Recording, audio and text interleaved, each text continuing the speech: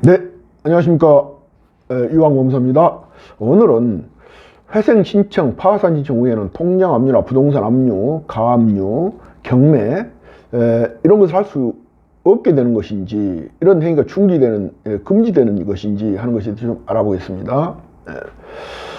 근데 사실 이제 회생 신청, 파산 신청 후에 압류, 가압류, 경매, 강제집행 이런 것을 당하느냐 문제는 우리가 이제 살펴보겠습니다만은 중지명령, 금지명령 이런 제도와 관련된 그런 것이 되겠습니다.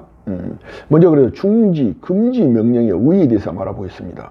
중지명령, 금지명령이라는 것은 말이죠. 회생자 개시 신청이 있는 경우에 법원이 개시 신청 결정 시까지 채권자의 채권 주심이나 담보권 설정, 권리 실현을 위한 강제 집행의 절차 등 일체 행위를 중지 또는 금지를 명하는 것을 말합니다. 채무자 회생법 593조에 규정되어 있습니다. 그런데 이제 우리가 이런 의문이 생기죠. 도대체 왜 회생 신청, 파산 신청을 하면은 이렇게 채권 추심도 못하게 하고 일체 강제 집행도 못하게 하고 이렇게 하느냐? 채무자가 그 무슨 채권 여기서 지금 회생 신청, 파산 신청한 채권자가 무슨 벼슬이냐? 뭐가 이쁘다고 이렇게까지 보호해 주느냐? 이렇게 생각이 쉬운데 이건 채무자를 위한 게 아닙니다. 뭐냐면은 이 채무자 재산이라는 것은 일단 회생 절차, 파산 절차에서 모든 채권자를 위한 공동 담보가 됩니다. 결국은 이 재산을 그 채권액에 비례해서 모든 채권자에게 두루두루 배분해 주는 것이 이런 절차의 목적인 것입니다. 따라서 일부 채권자가 강제 집행을 한다든지 추심을 한다든지 받아가 버리게 되면은 다른 채권자가 받을 수 없겠죠. 그래서 채권자 사이에 이제 이런 공정한 채권 분배를 위해서 이런 제도를 둔 것입니다. 채무자를 위한 것이 아닙니다. 그렇다면 이제 이런 중지, 금지 명령 신청 요건은 어찌 되느냐 하는 것입니다. 필요하다고 인정하는 때 명령을 바랍니다. 누가? 법원이. 그렇다면 이제 필요하다고 법원이 인정하는 때라는 건 어느 때냐 하는 것입니다. 이 제도 이제 취지와 관련되어 있습니다. 채무자와 재산이 처분되거나 채권자와 평등 원칙에 어긋나는 결과를 야기할 수 있어서 채무자와 회생에 장애 발생 가능성이 높은 경우다. 이렇게 말할 수 있겠어요. 한마디로 방금 말씀드린 대로 채권자 평등 원칙에 어긋나는 결과를 야기할 수 있는 경우, 이런 경우가 되겠습니다. 그렇다면 이제 금지 명령과 중지 명령은 어떻게 다르냐 하는 것입니다. 금지 명령은 특정 재산에 대해서 장래 행해질 가능성이 있는 절차나 행위를 대상으로 합니다.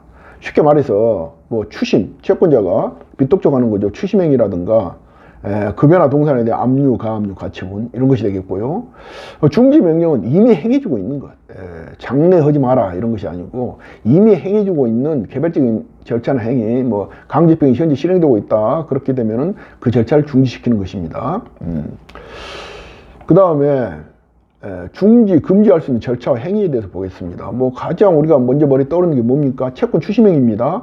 채권자의 변제 또는 변제 요구 행위가 되겠어요. 채권자 평등 원칙상 일부 채권자의 변제 요구를 차단합니다. 이와 유사하게 또 체납 처분이라든가 또는 체납 처분과 관련돼서 제공된 물건의 처분, 이것도 징수권자 의견을 드려야 되지만 의견에 불구하고 필요 인정 시 중지, 금지 된다. 이렇게 되겠습니다. 그리고 이제 회생 절차가 파산 절차입니다. 회생 절차를 진행하면서 파산 절차를 진행한다든가 같이 진행한다든가 파산 절차를 진행하면서 또 회생 신청을 한다든가 이런 것은 안 되죠. 이들 절차는 양립할 수 없기 때문에 중지, 금지된다. 이렇게 되겠어요. 그냥 가장 일반적인 강제 집행, 압류, 가압류, 가처분, 담보권의 설정, 담보권의 실행을 위한 경매 절차 이런 것은 모두 중지, 금지되게 되겠습니다. 다만 이제 환치권이라든지 이런 것은 중지, 금지 안 됩니다. 환치권이라는 게 뭡니까? 소유권자 등 정당한 권리자가 자기 재산을 찾아가는 거 말합니다. 채무자의 재산에 혼입되어 있지만 주인이 따로 있는 거죠. 그 사람이 찾아가는 것에 대해서 금지, 중지할 수는 없죠. 이런 것은 그래서 예외가 되겠다. 이렇게 되겠습니다. 그 다음에 이제 회생재산 채권이라는 것도 이제 중지, 금지의 예외가 되는데 이 회생재산 채권이라는 건 간단히 말해서 조세나 또는 이제 체불임금 이런 것이 되겠습니다. 이런 경우는 역시 또 추진 가능하다 이렇게 되겠습니다.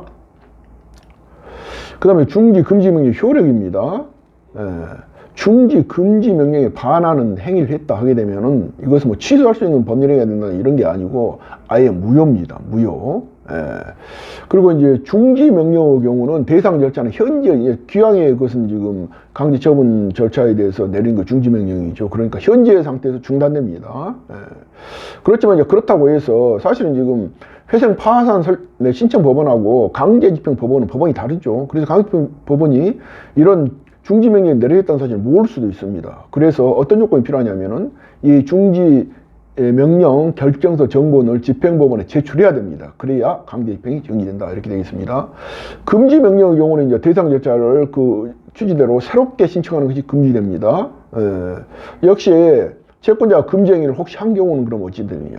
그런 경우는 금지 명령 정본과 송달 증명원을 집행법원에 제출해서 집행처분 취소를 구하면 됩니다.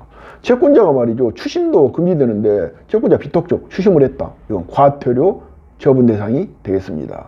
네, 감사합니다. 이상 유황 법무사였습니다.